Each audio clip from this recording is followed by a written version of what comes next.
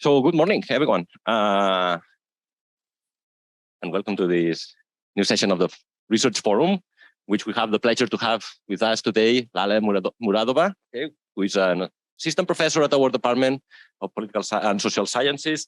She obtained her PhD in Social Sciences from the Center, I have to read it because it's long, okay, from the Center of Political Science Research at the University of Leuven, okay, in 2021. A dissertation, by the way, who won several awards, at least a very important one from the Belgian and Dutch Political Science Association. Is that correct? Yeah. And before coming here, she was a postdoctoral researcher at the University of Dublin City University, and she also has held visiting positions at several places, including Nuffield College, University of Oxford, University of Temple, Canberra, Universidad de Barcelona, and ESADE. And the list goes on, probably. Okay. So Lala's work has been published or is forthcoming in several leading journals, from the European Journal of Political Research, Foreign Policy Analysis, Conflict Management and Peace Science, and so on and so forth. Okay, and she's also working on a book project, which we very much look forward to reading, hopefully soon.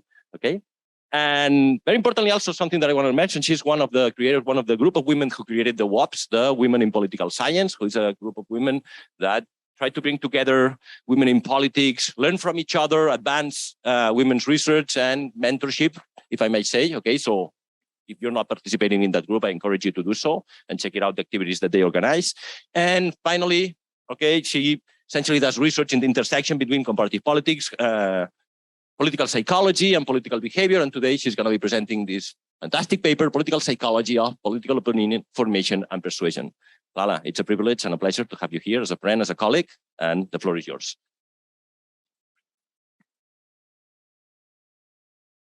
Thank you, Abel. Thank you everyone who came here, because I know that it's a lot like the last bit of the trimester and it's a bit effort to be here. So thank you so much. I'm also delighted to come back and talk as an assistant professor here, where I did my master degree in 2016, and it kind of inspired me to come back to academia. So this university has a crucial role in my career and my life as well. Okay, so can you hear me well? And those at back as well? Fantastic. So we can start. So I'm a political scientist by background, but in my research, I like bringing other disciplines in to get some insights from, to get my inspiration from, and then try to come up with a novel theories that can help me to understand political phenomena that I'm interested in. Okay, so more specifically, I borrow insights and build upon theories from psychology, more specifically social psychology. I also like reading and getting my inspiration from political theory. Okay, so the heart of my research up to now is examining the question of how individuals in democracies form their political attitudes, political beliefs, right? This is kind of a first. And the second is, are there any ways and mechanisms of improving a political reasoning, political thinking, and approximating it to more like normative expectations of what democratic citizens should think, or how they should think, what kind of processes they have to go through in their minds to arrive at better political decisions, okay? So political scientists around you already know this, but let me just explain it so you can understand the larger context of it. So at the heart of representative democracies is the idea that there is a connection between public policies which are being made and public opinion. Okay, that's at the heart of how, in theory at least, how representative democracies should work. And it's called democratic accountability, right? But there's also an assumption, it's a huge assumption, which considers individuals as rational thinkers, right? We, before going to vote or form our beliefs or action, so behavior, what we do, we weigh pros and cons and see which candidate approximates to my interests, needs, etc., and then I vote. Or when forming an attitude about issues, let's say abortion, then I also weigh pros and cons, what does it mean, etc., and I arrive at more rational political decisions. But what we know from psychology that comes from psychology, but more recently, with the last decade, political psychologists in political science, we have a large body of empirical evidence which shows that we individuals are biased thinkers. Okay, so the way we process political information, the way we react to it, is usually via the lenses of a set of biases. And for political science, there are two biases which are important for understanding how individuals form their attitudes. So the first are prior attitudes. So we stick to our prior attitudes, even though we might receive a convincing political information, a factual information, which contradicts it. Yeah. And the second, we also look at things via the lenses of our belonging to social groups. Right. And in political science, it's partisanship, right? Especially in the US context or in the context of there's high degree of political polarization. So partisanship drives our belief formation. Okay. So in my PhD thesis, I started thinking, okay, so we know that we are biased thinkers, right? So there are like increasing amount of work that shows that we're biased, but probably more efficient question would be, okay, knowing that we're biased thinkers in democracies, are there any ways of improving and making our beliefs less biased, right? Especially in the moments that we need it, especially like before elections, or if we want our democratic citizenry have tools or ways or institutional arrangements that they can use that can motivate them to go beyond their biases and arrive at more reflective political thinking. Okay. So I forgot to say, we'll go through these, okay, as I said, this started a psychology that's called motivated political reasoning, that we're biased thinkers. And this has implications, what I've forgotten to say as well, of course, for voting behavior. This has implications for misperceptions, belief in fake news. You know, we saw it in the crisis of COVID. We're seeing it in the case of climate denial, etc. So this is not only like empirical evidence, but this has huge implications. That's why I came. I summarize this kind of literature and political science in a recent book. It's an interdisciplinary book together with my colleague, published with Cambridge University Press, where we basically review the literature on what characteristics, individual and situational characteristics, makes people more or less biased in their political reasoning. So feel free to use it for teaching it your students. Okay, this is the question I've been trying to examine since 2017 when I started my PhD. This is a question that have been obsessing me. So basically, are there any ways of motivating individuals and citizens to be less biased? Okay.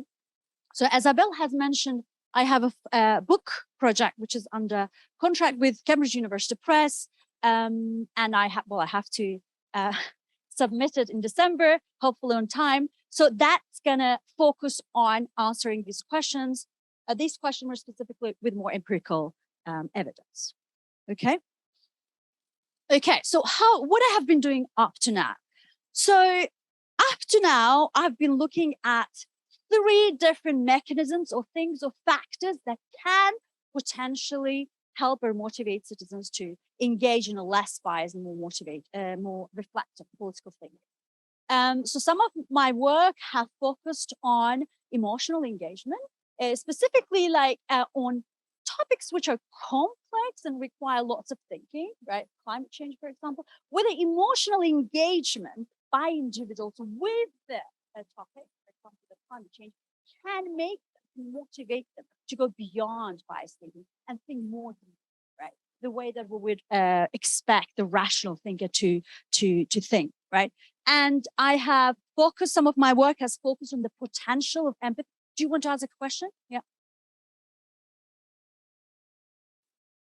Right. Okay. That's a great question, because that's one of the things I conceptualize in my PhD. There are different ways of conceptualizing it, but the way I see it is the way I build on the work of 2 strands of literature, like political psychologists and at the same time democratic theories. So democratic theories say the way we should form our attitudes shouldn't be only based on our own egocentric way of thinking, but we should take into account especially opposing perspectives, especially opposing information.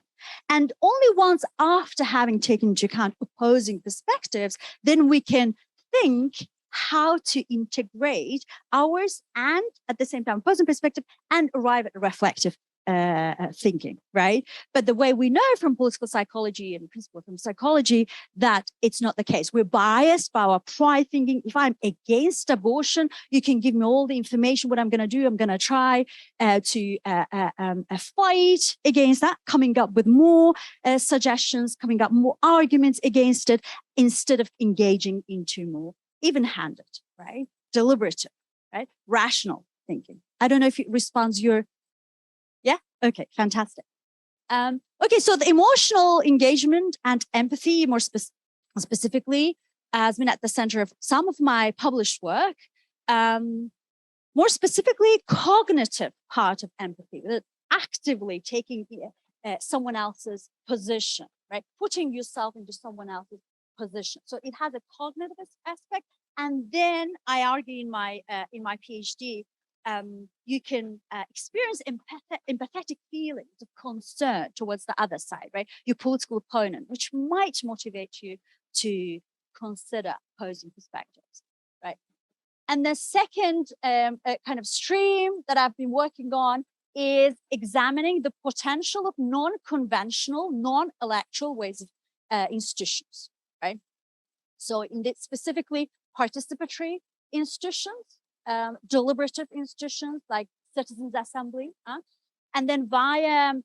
So the idea is that if citizens receive information which has been subject to deliberation by a group of citizens who are like them, who don't have power, who are less biased than politicians because they have less interest in that, etc. So you can ask me questions. I can explain you the causal mechanisms later in the question and answer session. Then they can be persuaded by the opposing perspective more. So we have a paper forthcoming, for example. We use a citizens' assembly as a way of endorsing institution of expert information about COVID.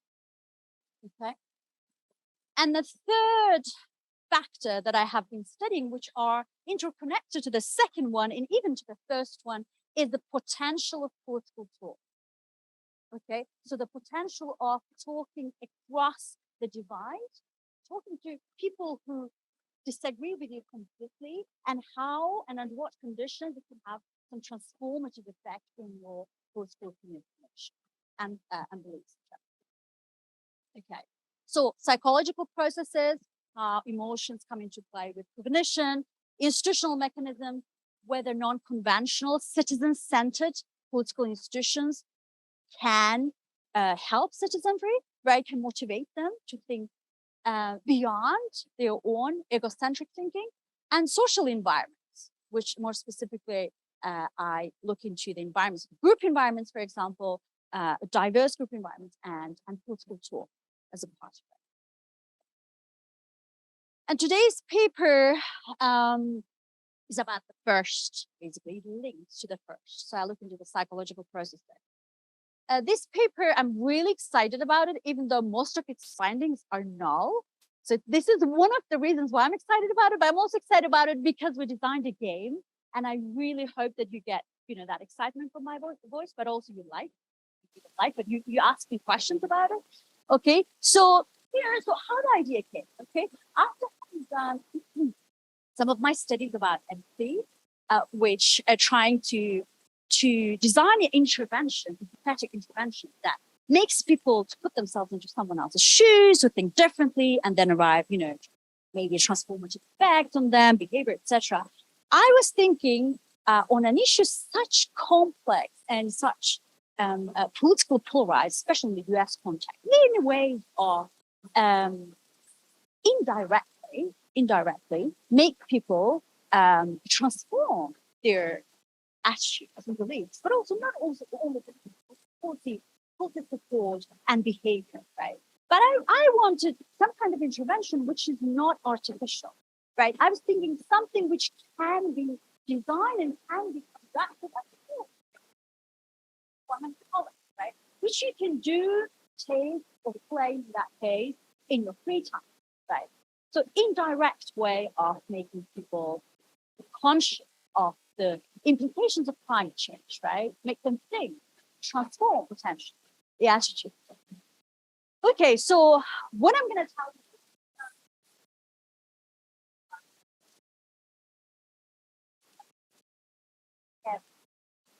It's a huge crisis, but for the government in general,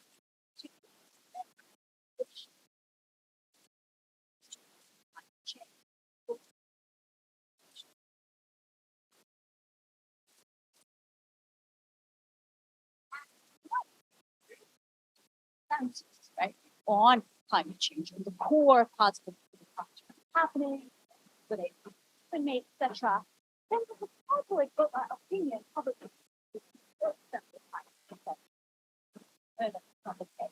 so there are non-trivial, significant parts of the population are still not believing that climate change happens and or are not that concerned about the climate change and or they don't see themselves to be affected in their lifetime.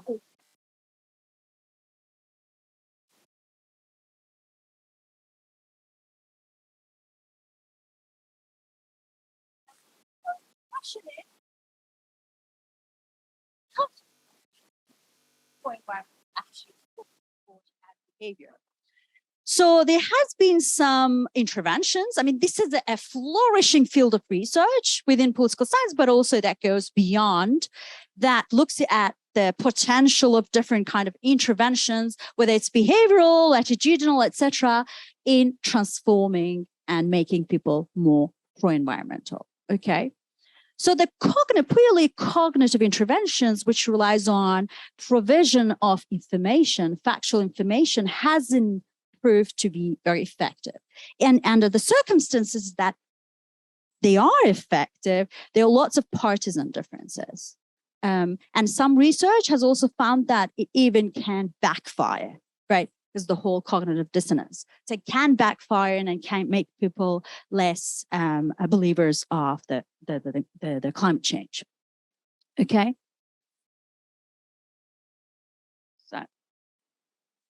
So one of the explanations of this climate denial is that, well, you know, climate change is a distant phenomenon. It's abstract. It's not close to people's lives unless you live in an area you are super directly affected by floods, by some kind of disasters. You don't really realize the tangibility, right? It's not like COVID, right? Because the COVID was, well, even in the COVID case, there were problems. But, you know, so the implications of climate change is not always seen. Even though more recently, if you open the news, all they talk about nowadays is the water scarcity, right? Because that's one of the major problems that we're facing now. So one strand of literature says that there's a psychological difference between the individuals and climate change. And because of this psychological distance, well, that's why we're not concerned about it. So we don't react to it the way that we have to react. Okay. So the latest literature have tried to steer away from cognitive ways of persuasion, so the provision of factual information, and feature in more emotional ways of attracting individuals' attention and trying to emotionally engage them, right? There's a growing literature that looks at the potential of emotions to motivate citizens to react to the political information, the way they process it, the way they transform potentially their beliefs, policy support, and behavior. Okay, so in this paper, we argue that perhaps by making citizens emotionally engaged somehow with the climate change can important, this psychological distance that there is between individuals and climate change. So if we can somehow make them imagine the implications, live through, experience the potential implications of the future climate change disaster, then we can emotionally engage them and we can make them reflect, right? And realize that that's a serious issue. That's the crisis that we're living through. What we did then. But of course, it's challenging, right? To make people firsthand experience these disasters. So we make use of interventions, which is immersive, but implicit. What is it? It's a choose your own adventure game. Is there anyone here who has ever read the books? Sure, choose your own. Okay, so you guys know how it works, right? So you read the book and you ask a question, something like, what would you do in this situation? Would you continue or would you escape somewhere? And then if you say, I would escape, then you go to the page 126. And then there are different scenarios. You start at the same time, but then, you go to different ways of endings, right? And there are in the internet lots of games based on choose your own adventure as well. So we basically programmed it. We created word by word these, like book version of choose your own adventure game. And then we embedded this game within a survey, right? And then we made an experiment out of it, which means that we randomly assigned subjects to either play that game or play another game, which was not related to climate change. Okay, so we have fielded 2 experiments, one in the UK in March 2021 and another more recently in the US. So the idea was that we know that the climate change is more contentious, more polarizing in the US. And then we hope to get positive findings of the first so we can replicate and say, okay, maybe in the US it doesn't work, but the reality has been different. And I will show you later. We pre-registered it as predicted org, which means that we specified all kinds of analysis we were supposed to do for transparency purposes, etc. Okay, you can ask me a question after that. So that's how the basic structure was. So we asked them several questions, unrelated questions at the start. And then what we did, this is an important part, we reckoned the review 1 is going to say, of course, within the game, climate change game, maybe the people are going to get some information, which another game users don't get. It's probably not game, but information, etc. So what we did, we actually exposed everyone to factual information about the predictions in the UK or US context of a climate change. So it basically said it's according to risk assessment, UK government's risk assessment plan, in 100 years time, there will be more floods, blah, blah, blah. So like factual information. So we have it covered in terms of information acquisition. And then in the UK sample, we randomly assigned subjects to either play a climate game.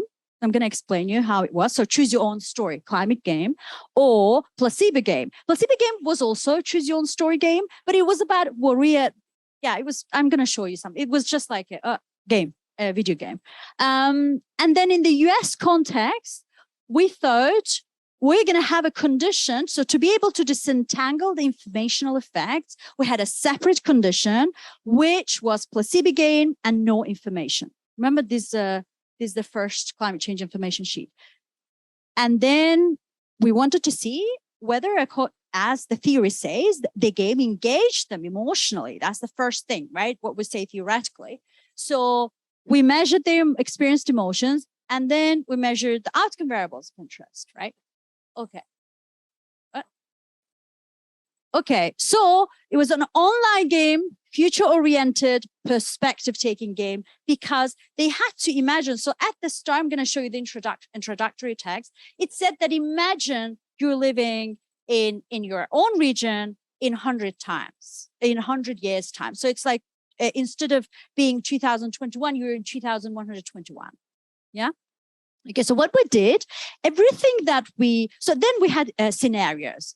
They were always disastrous scenarios, right? So if the person lives in Manchester, he had some kind of one type of scenario, and then there was another kind of scenario. So it was a set of scenarios, right? In between, they had to decide either to escape or save someone. I will show you something. So it was interactive, right? So they had to be part of it. So that was it wasn't only reading the information.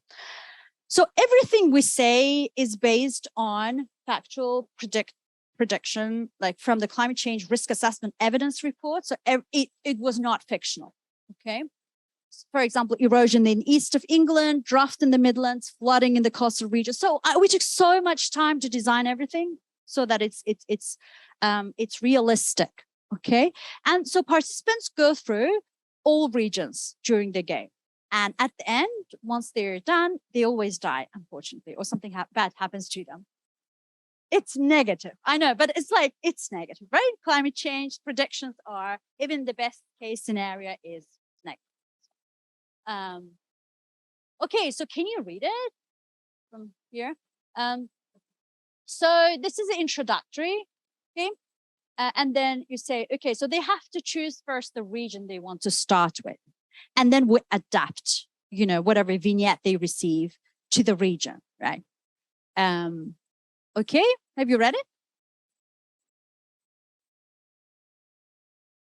And then we had these scenarios. For example, the weather in 2121 is more extreme, more wetter winters and longer, drier summers, etc. Right? So, and it says both the northwest and southwest summertime means fires and a fire season, blah, blah, blah. And then you hear the emergency sirens, you know what means you should leave, but you don't want to abandon your home, etc. So what you do, you stay in your home, evacuate. So it's always interactive, okay? It doesn't work. Okay. Yeah, that's another, this is my favorite vignette. It's about rescuing Bella the golden retriever from the climate disaster. Yeah, well, it's not supposed to be funny, but yeah, you get the idea. Okay. So why we do that? We also approximate everything that we say to the daily lives. Okay. And this is a placebo game. So this is just a normal choose your own story as well. It's about attacking. It's about being a hero, etc. So you can always ask me a question afterward. Okay, so what we measure, what we are interested in, what are the outcome variables? So there are 3 sets. I think one of the contribution of this paper that the papers usually look at one set, right? They either look at the beliefs, they either look at policy support or behavior. So we were also interested at the interaction between all these 3. Are they work in sync, or how the intervention affects 1, 2, or they are opposing effects, which is the case in our data. Okay, so these are the questions for capturing beliefs. They're the questions which are used in the surveys. For example, Pew Research, some big public opinion surveys. This is the policy support. So increasing taxes on fossil fuels, using public money to subsidize a law banning the sale of the least energy efficient household appliance. We were also interested, okay, so we can transform beliefs. Maybe they say, okay, maybe the climate change is happening, but are they going to take an effort actually saying, oh yeah, I mean, I am in favor like paying for taxes for, because it's going to improve the whole situation, the whole crisis, etc. Okay, and the third one is climate action. Oh, this is wrong. I'm sorry. Yeah, this is wrong. Climate action was first question was whether you are willing to sign the petition for climate change, and the second was, are you willing to talk about climate change in your future conversations with friends, neighbors, etc. So there was the discussion part of it, and there was this signing the petition part of it. Yeah. Do you have any questions? I don't mind to be interrupted. Yeah. Go ahead. Mike. Yeah. When is the measurement? When of the beliefs? Yeah. After, yeah, but when? Okay, but in terms of time.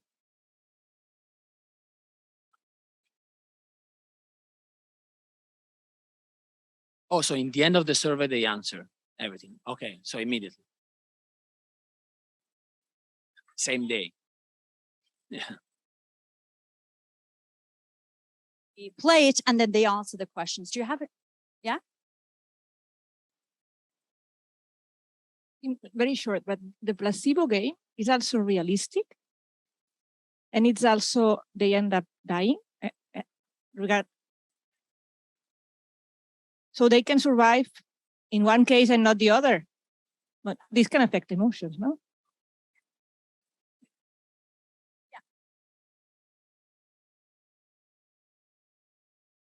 Thank you. I just wanted to ask why 100 years and not maybe sometime closer where they might feel more involved in the effects affecting them? One reason is more extreme. So that gives us. Shall I? Okay, so right, I'm going to present you some. So I haven't had time. I'm sorry because it's the last, it's the last bit of a trimester. I've had to teach a lot, so I haven't actually had time to sit with the data and think about it. So I do need your inputs. I think whatever you say is going to be useful for me. I'm going to present you some preliminary data. In the UK sample, what we're seeing, I'm going to explain you more, that playing the climate change game engaged them hugely emotionally. Like it was the huge difference in the experienced emotions. So I think we had something like 10 emotions. So you can see here first, emotionality means that we put every emotions together. So we create an index to capture emotional engagement. So the second, you see, it says futurist game. It's towards the right, so which means it's higher. So and the difference is huge because the confidence intervals are there. The thing is they're small, but they're not, these are mean emotions across two conditions, placebo game and futurist game. Okay, so what it did in general, it made people more emotional, to experience more emotions, right? I'm going to name you which emotions. There were empathy, there was sadness, there was happiness, there was grief, etc. However, when it comes to positive emotions, you see that the futurist game decreased substantially the experienced positive emotions. I mean, it's expected, right? And negative emotions is huge also difference. That was also anger, anxiety, etc. Yeah. So, okay, so the first step that the futurist climate change game engaged them emotionally, tick, right? It did engage them emotionally in the UK case. Okay, so if you want to have a look, there's a compassion, concern. These are main differences, and they're huge. Yeah. Surprise, less indifference, less happiness, more sympathetic, even more disgusted. Yeah. Okay, so here we go, our null findings. So if we look at the homogeneous effects, main effects, not controlling for anything, just mean difference, to see whether, remember, the climate game makes people more pro-environmental in their beliefs. We find that when exception of a climate is changing, basically it does nothing, right? For the students, that's because it touches the vertical line, it's not statistical significance. Yeah, just only one doesn't touch the vertical line, right? So in general, it has no main effect in the UK case. Okay, so what we did later, we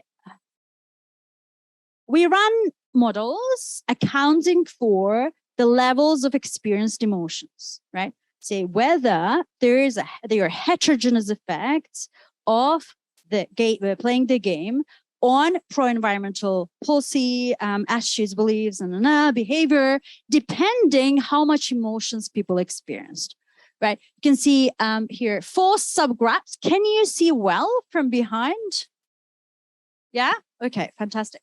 So 4 subgraphs on beliefs, policy preferences, petition, and discussion, right? What we see that for pro-environmental beliefs, that's the case. So the playing the climate futurist game, okay, makes those people who are more emotionally engaged as a result of the game, more pro-environment in their beliefs, right? However, this is really weird. Actually, it has a backlash effect for policy support. Yeah. So that's an interaction, backlash effect. So if people are more emotionally engaged as a result of having played the game, they are less supportive of the pro-environmental policies. Okay.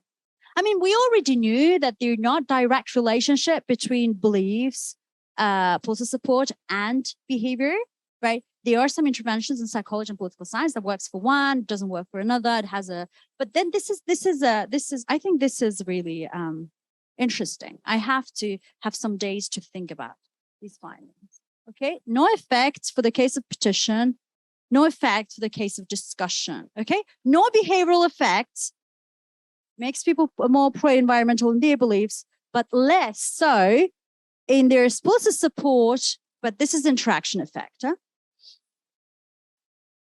Okay.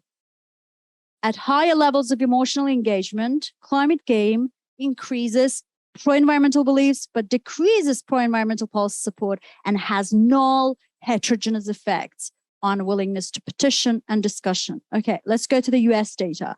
The same happens in terms of emotional engagement. It's a huge difference. So playing the game makes people experience all kinds of emotions, right? Higher levels, okay? Here, so I don't have time, but in the paper, I focus on empathy, building on my research, and anxiety, which is in the political science is found to have motivating effect on political opinion formation. Okay, in the US case, we find that there's no interaction effect for beliefs, but again, there's a backlash effect of those people who were emotionally engaged with the game, they actually report after having played the game less pro-environmental, like less support for pro-environmental policies. Okay. But those who are, so this is a main effect, but you have to interpret it in a way. So those who are low at experienced emotions, the climate actually has a positive effect, the climate game, on their pro-environmental policy support. Okay. Okay, so nothing substantial here. Right. US context, playing the climate game, unfortunately, has overall null direct effects on all indicators, so no main effect, has a negative indirect effect on policy support, and null effects on beliefs and willingness to sign a petition. Okay, so what we find across 2 studies, which are common, right? We find, well, not only common, so we find that emotional engagement with the climate change can make people pro-environmental, but only in the UK case. But it can backfire for pro-environmental policy support for both UK and US sample and does little for pro-environmental behavior. However, we did some exploratory analysis as well. When I say exploratory, it means that for transparency purposes, we didn't say we're going to do it. Yeah, it was just playing with the data, basically. Okay, so what we see, ACME stands for indirect effect. So stands for average component, whatever effect. Sorry, I can't remember now. So it's indirect effect, which goes through empathetic concern. Okay, and AD is average direct effect and then total effect. So we saw null effects, right? We saw null effects, main effects, which were null, which is a total effect. But if we disentangle it, we actually observe that there's so many things happening at the same time. So there could be different mechanisms at play, right? Cognitive, emotional, but we cannot capture non-emotional mechanism.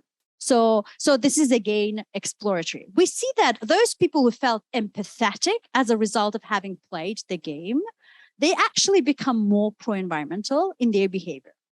Okay, but there's some group of people, we're not aware who are they, for whom the playing the game has negative effects. So what happens then, one cancels another and we get null findings. The same for intention to discuss climate change with others.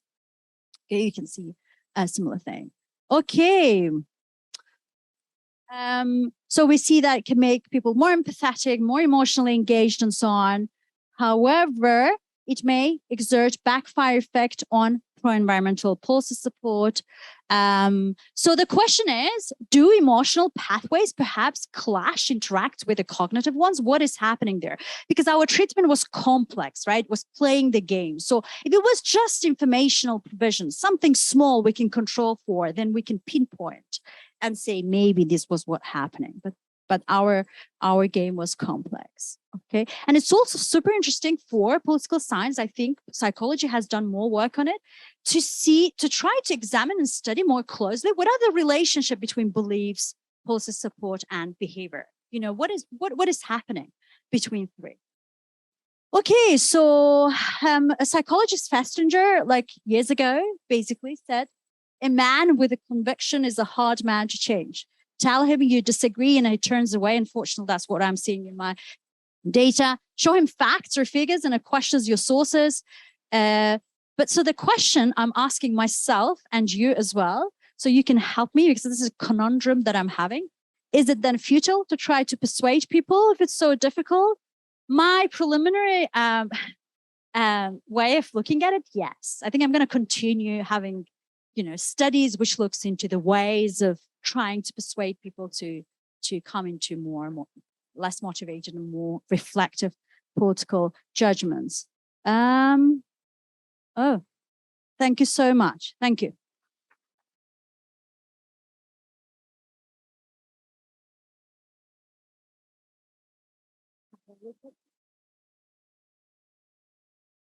Thanks so much, Lala, for this incredible presentation and so inspiring. So let's open the floor for Q&A. I'll be going up now.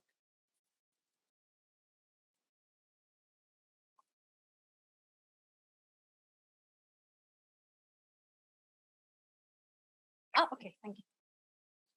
So thank you for fascinating. I think it's fascinating research. I think it's really great. Congratulations on that. Even if the results are a bit puzzling. I was thinking of this, the main puzzling, which is this policy effect. The people who are emotionally, if I have understood well, the people who are emotionally more engaged are the ones for which the effect is to be negative about the policy effect. And I was kind of putting myself into the skin of somebody who is very emotional and goes through the game and died at the end. And I was thinking, well, perhaps it's not so unreasonable to think that there's nothing to do. So you become nihilistic. You say, well, I mean, what the hell? I'm going to enjoy life.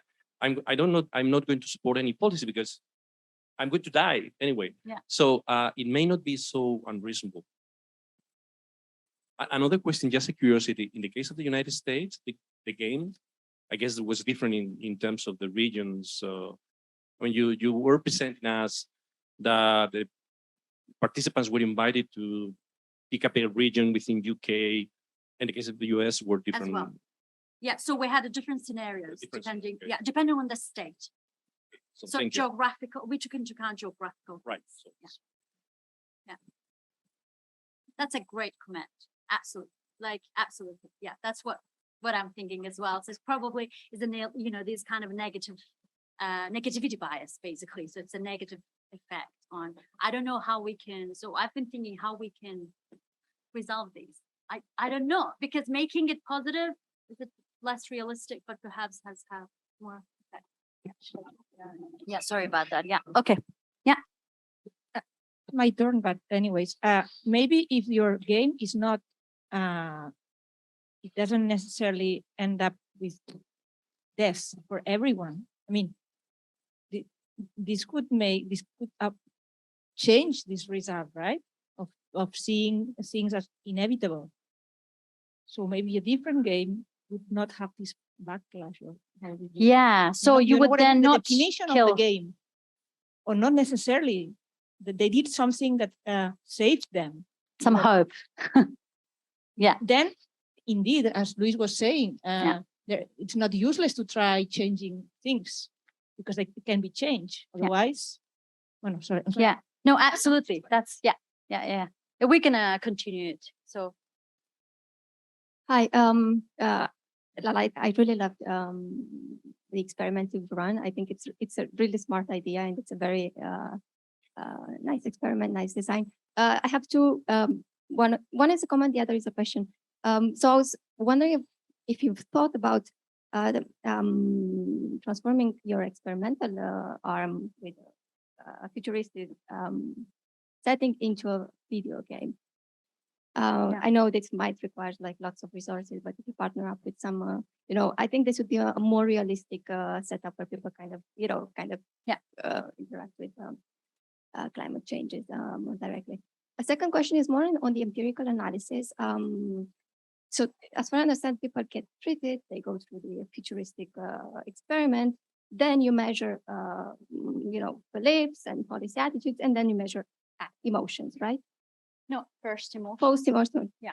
Either way, both are measured after the treatment. Yes. So both are post-treatment, right? Yes. So I was wondering why not going directly to a mediation analysis, because interactions with post-treatment variables are likely to induce bias. So this is why your mediator's emotions are not randomly assigned, obviously. So there's a limitation in that sense. Yeah. But exactly. to me, it sounds more like something that you could do through a mediation analysis rather than looking at interactions between the emotions and treatment. So I would be curious to see more on that in the future. But thank you for that. It's really, really interesting. Hello. I'm going to add my voice to super interesting, really very cool, and also had the thought about hopelessness. I have three things to say. One, not to repeat what others have said, but there's also the possibility that people think when then the solution is kind of, would you sign a petition? There's the thought of this is what people have been doing for decades and nothing has changed. So you could test that by maybe suggesting something radical or something new as the behavior to see if it's a hopelessness thing. The second one was a little bit to your quote at the end about, is it impossible to persuade someone who has these convictions, or is it futile? And it just brought to my mind this idea of kind of, well, if you want to be heard and persuade someone, you have to listen and allow yourself to be persuaded. And I think that's been the biggest problem in what they call the climate change debate, is because, for climate scientists and the academic community, it's so kind of obvious and proven and solid that it's always coming from this point of, why don't you understand my facts? Instead of listening to the other people of why don't, what is it that's blocking, and allow yourself to be. And then the other one was just, I didn't understand the indirect versus direct thing. And if you could explain that a little bit better, because I think that's, you're getting at the answer to the puzzling results there, but I just didn't understand. Thank you. Thanks as well for a really interesting presentation. And I really look forward to reading this research so that I can understand some things a bit better. But I just wanted to also comment on these effects that you found, these null effects. And I was wondering whether it could have to do with kind of like a reaction to threat perception, so that in the sense that, because people have reacted so emotionally, maybe it might have to do with them not wanting to re-engage with this negative emotion. So this makes people less likely to support policies that remind them of this threat, and also less willing to talk about it.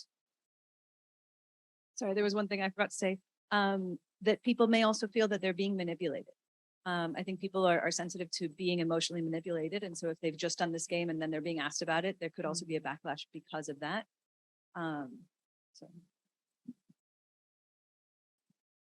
You want to respond, and then we can Yeah, finish shall a I few more in respond second round. quickly? Yeah, so that I don't forget.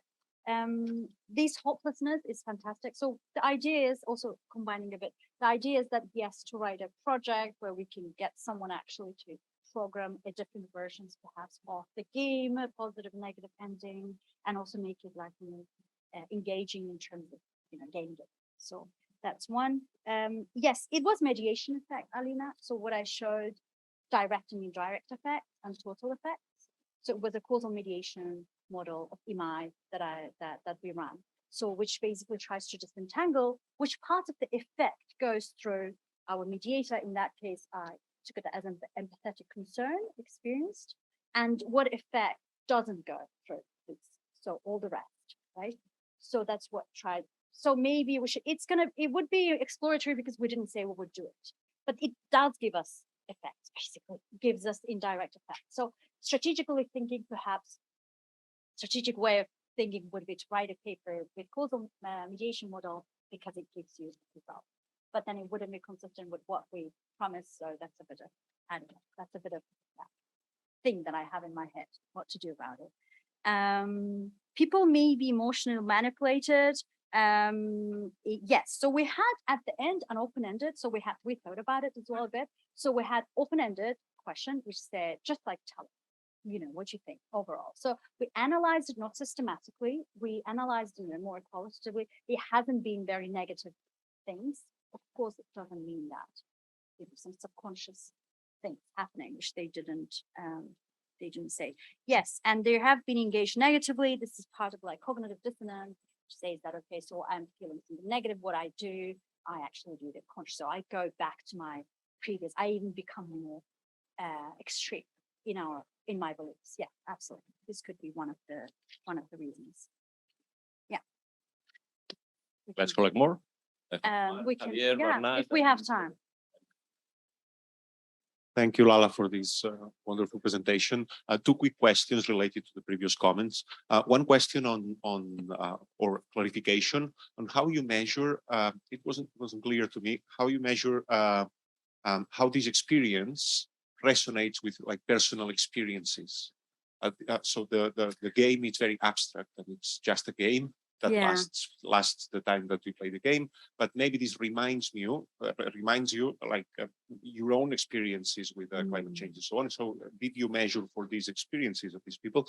And the second question is on the external validity or on how long this lasts. I mean, it's hard to believe that playing a game during a few minutes can change your mind so deep that then you change your beliefs and you reflect on the policies and all these things. So what's the external validity or how long the effects of playing this game will last? Yeah. Thank you, Lala. Thank you, Lala. Very interesting presentation. And I think I have a game for you. Oh, that's Imagine, great. imagine you are hired by a party in government that tries to implement pro-environmental policies. Okay. And at the same time, because they are a party, they don't want to lose the next election. What recommendation would you give to them according to your results so they can maximize these two objectives, implementing their policies and not losing the next election? Thank you very much. Think about it, Lala. Don't always say kill them like. Ooh, right. Thank you so much. That was fascinating. And thank you for making it so accessible. I have a futuristic question also for you to think about. First, I think maybe you're being a bit harsh in is it futile to convince people or not? Are people persuadable? Because for me, what you're doing is an adult learning exercise, right? Like we can experience something together, we learn about it, and then maybe it will shift our behavior later. And so also kind of futuristic, not to put you on the spot, do you see a role for virtual reality games in this case to get people to experience something and then extrapolate into real life, a behavior, a change, a learning? Doesn't necessarily have to be a policy action. Yeah. One more and you respond? Bernat, I think, waiting.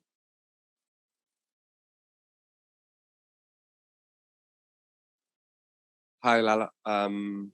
So I'm not researching in any kind of this psychology or climate change, but my thoughts on the policy results and how it's negative. Maybe you become more emotionally engaged with all these, all the environmentalism movement.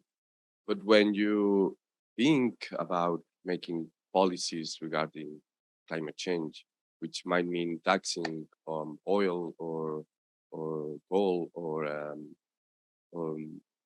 making creating less privileges to this class, it's like you might be more engaged with climate change, but then you say, oh, but this means that I won't be able to go on holidays because a flight is going to be much more expensive.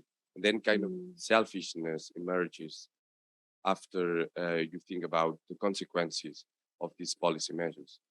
And at the end, you play the game, but then you think, oh, but this is like in the far future, or let's say in 100 years. So in 100 years, I won't be here. You know, so now I want my privileges here. And in 100 years, people there will decide what to do. And I don't care about it because at the end, it's going to be 100 years later. So for me, it's kind of this selfishness that then emerges on how, for example, I thought of the Milankovic elephant, on how this middle class in China is been rising, and now all these privileges that they didn't have of taking a flight and going to another country, now they don't want to get rid of it because they have this privilege now. So kind of in a context where we are losing privileges, if we do policies against it, we'll lose more privileges, so then selfishness emerges. Yeah.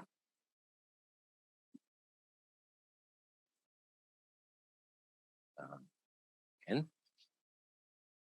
Let me give it to Alba first, if you don't mind, Eva. If you don't mind, right? Thank you, Lala. It was fascinating. I am sorry because I got here late, so I may have missed something. But I was wondering whether you have information on their initial perception about climate change, because I can imagine that some people will be convincible and some people will be not, right? Like people who are very far away and they're the strong deniers, then they will not necessarily be convinced by this. But people who are on the fence may be more easily accessible. Yeah. Thank you.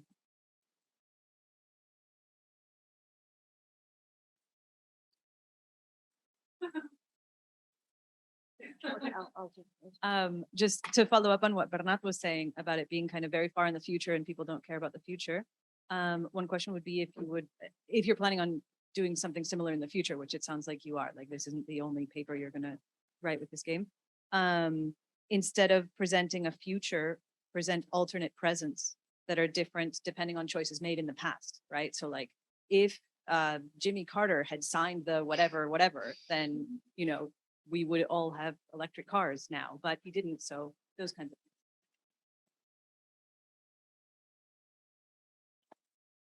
Thank you. You want to respond, Lala? Yes, I'm going to respond. So Mark, yes, that's a great observation about we didn't measure the individual personal experiences. We should have, yeah, maybe the next time, just to see, because the research finds that if you have if you have experienced flood or some kind of disasters, it makes you actually to be more perceptive to factual information. So yes. The second, external validity, how long it lasts? 20 minutes. More or less.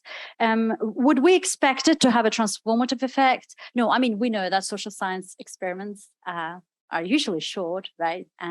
But then I thought, okay, so if it has even teeny, effect, then maybe in the future as a policymaking, it can be incorporated in curriculum as a way of at schools to play it, right? Repeatedly or yeah, that was the idea, because the games, we do play games, right? So if it can be more entertaining, maybe it can be as a policy tool, but still it's a social science experiment. Absolutely. I agree with you.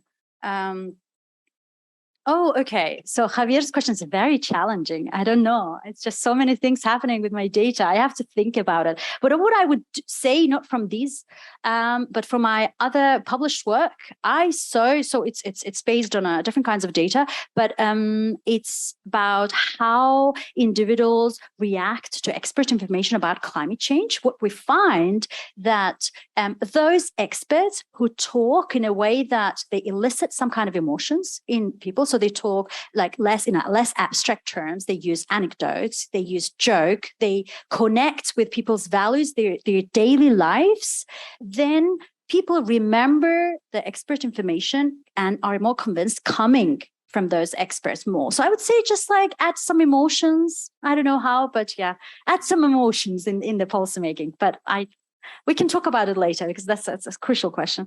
Carmen, thank you. Virtual reality games, absolutely. So I'm in a H2020 project and hopefully we win it. So that's my work package is basically saying that let's do some experiment with virtual reality. More specifically, it's let's create conditions where people vicariously see political talk and try to imagine the situations about climate change as well. One of the topics is climate change. Another one is assisted dying. So different topics. I think it has a potential, but there's not much empirical evidence which shows that, because it's very new. Yeah. Yes, Bernard. I absolutely agree with you but the objective of the experiment was to see whether if people can be motivated to put themselves into someone else's shoes, maybe they can go beyond this utility, the privilege type of thinking, right? By becoming more, by experiencing, again, vicariously, experiencing via someone else's life, but perhaps a firsthand, more or less, if they can go beyond their own interests and so on. And that's what we see, not necessarily. In my other research, other type of intervention, I find that empathy, so more specifically cognitive empathy, so putting yourself into someone else's shoes, does sometimes under right conditions wonders. So it actually changes people's attitudes. I've studied in the topic of abortion and basic income, universal basic income, some other topics that I can't remember. So it depends, but so it's yeah. The ALBA information, being far future. What? Oh, I can't remember. What was it, ALBA? Sorry. Oh yes. I was gonna show you the how I can. Shall I call it? No. What should I do here? So that we will continue.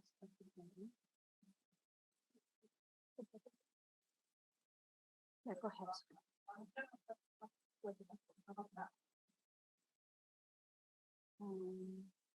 So, but I can't.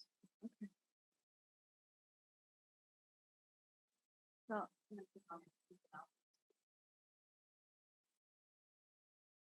no, it's, oh yeah. Okay. Let me see. I had so we asked. So we didn't want to confound their thinking. So we asked only one question. I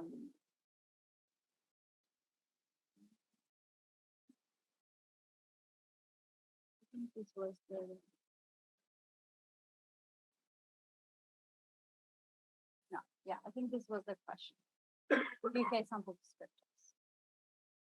So you say I should do some kind of subgroup analysis and see if I should definitely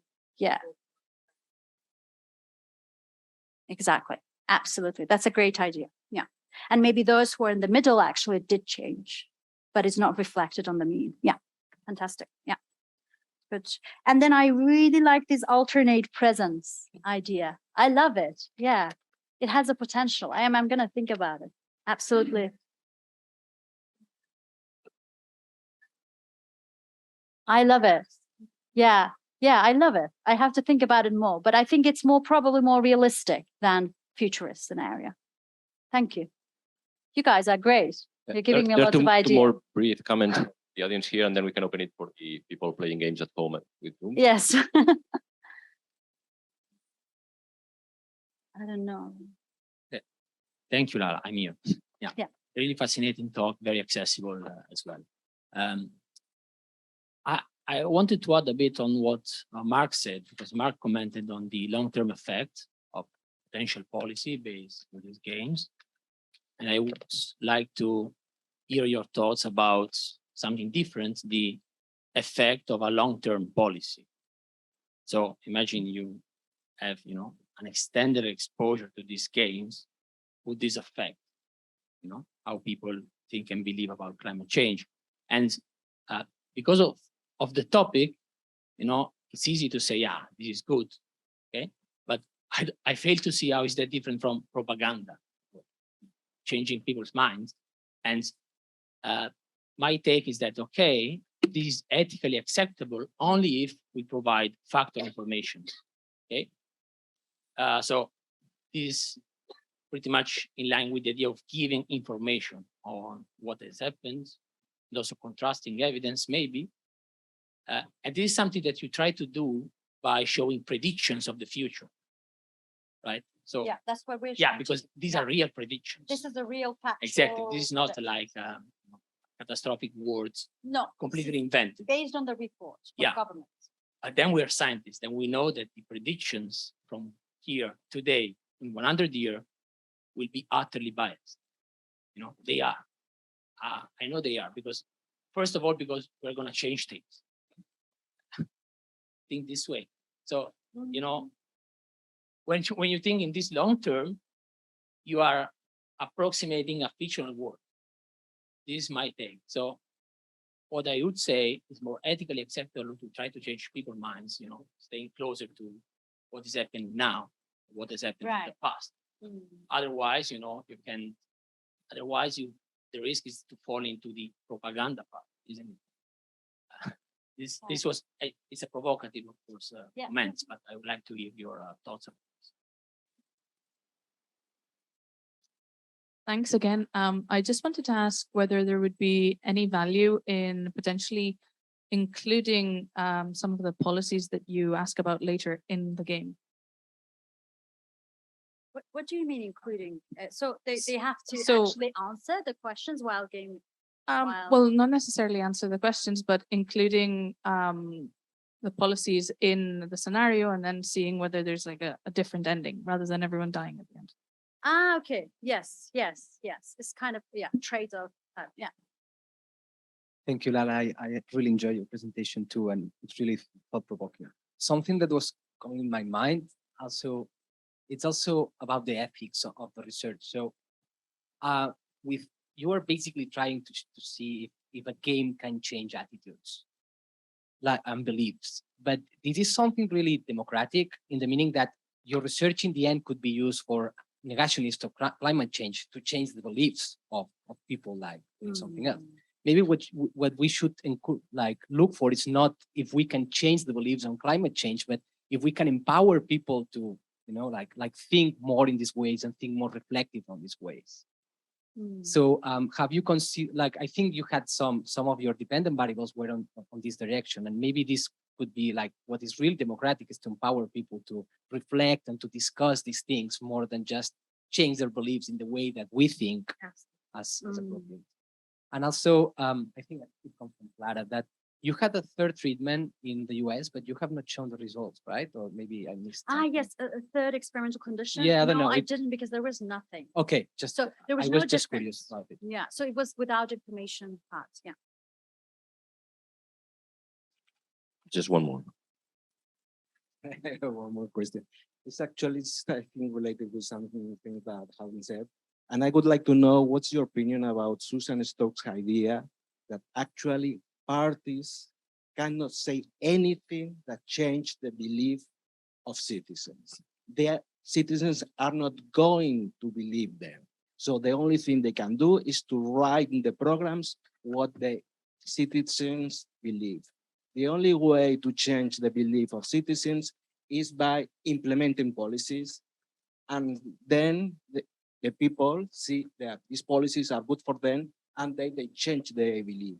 But it's not changing the belief with telling things, it's just by facts. This Susan Stokes' idea. I would like to know. I didn't know she wrote about politics. Actually. It's a book about implementing policies in Latin America. and saying that actually the way to change the belief of people about neoliberalism was not by telling things, but by implementing these policies without telling them that they were going to implement these policies. But afterwards, they saw that thanks to these policies, inflation and economic growth became better. Thank you. Shall we ask? Saskia, there was no one right from the Zoom session, so final answer.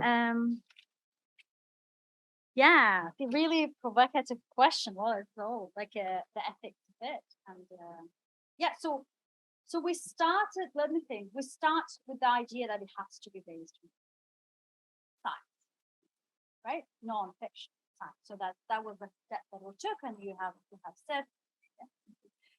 So it was based on science, but Peter, what you're saying that it's the predictions might be proved incorrect or not precise. This is one dimension of your question, right?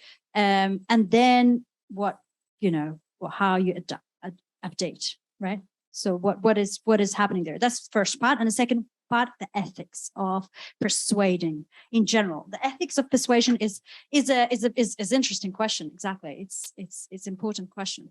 And what you're saying or implying that we should try to persuade people by information provision, but not outside. So not emotional.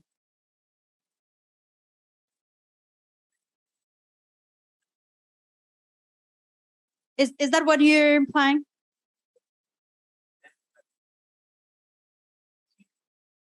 Okay. Yeah. So, but then the thing is, that's what has been done up to now. So, and this doesn't feature in how we humans reflect and reason. So neuroscience has shown that the emotions are like super important part of how we make decisions. So up to now, and especially like democratic theories, they posed emotions as opposed to cognition or rationality, but that's not how biologically we work. So if we don't cater for how people work, and then the extreme right party elites, they do, because that's, the populists and so on, that's how they get into under the skin of people. So if we don't know and we have a scientific consensus on climate change, I'm only asking, why not? Like, why not? If the intention is positive, while it's already being done in the politics. Because there's one thing is normative. It's related to your question as well. What should be, right? And then another thing is the reality. We shouldn't, of course, we shouldn't not think about this normatively, should we? But at the same time, as political scientists, I think for years we have just had this ideal way of how individuals decide. This is not how it is. So we should just come down and think how in reality biologically this happens, and then perhaps think ways of providing information. I still say it's providing information, factual information, but in ways that gets through people, in ways that are connected to their values, their daily life. Let me just give you one example, right? I was observing Citizens' Assembly in Ireland. It's kind of a participatory organ. What they did, they discussed climate change. They also discussed abortion, as a result of which they had referendum. So it's an important institution, innovative institution. They discussed climate change. Okay, so, and they had like a wide range of experts coming and showing statistics. And the objective was that the lay citizens were randomly chosen. Some of them were from rural areas. Some of them actually relied on things which are not environmentally friendly. So they had their own interests, right? It's detrimental to their business, right? So if they saw this, so I interviewed them apart from surveys and so on. I spoke to them a lot because I was trying to understand what is happening, why some experts were not convincing for them others. So what they said, we are lay people. I work in the agriculture. I can't be bothered about statistics or abstract thinking. I want how these can affect me. So in reality, we analyzed it. In reality, they were attracted and they reacted, they processed much better information, which had an emotional element.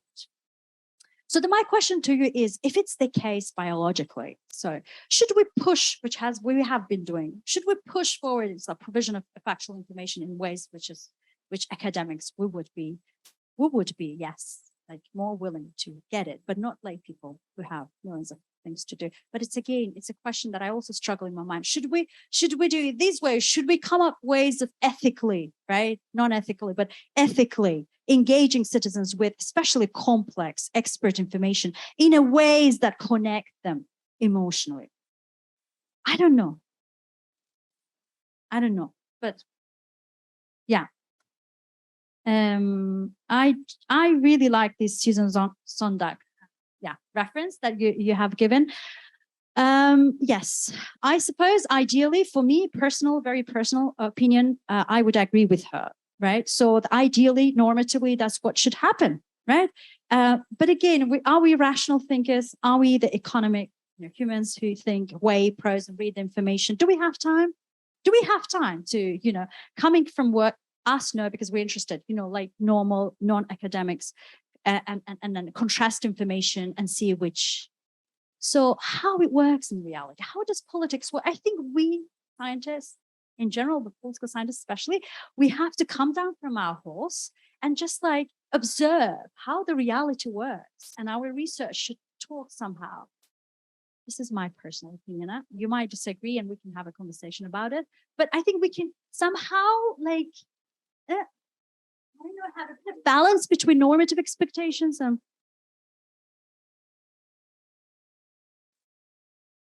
yeah. Okay, it's not normative. Okay, it's empirical. So okay. Yeah, I didn't get. Yeah. Yeah. Yeah. Yeah. Okay. Have I forgotten some of your questions? I'm sorry.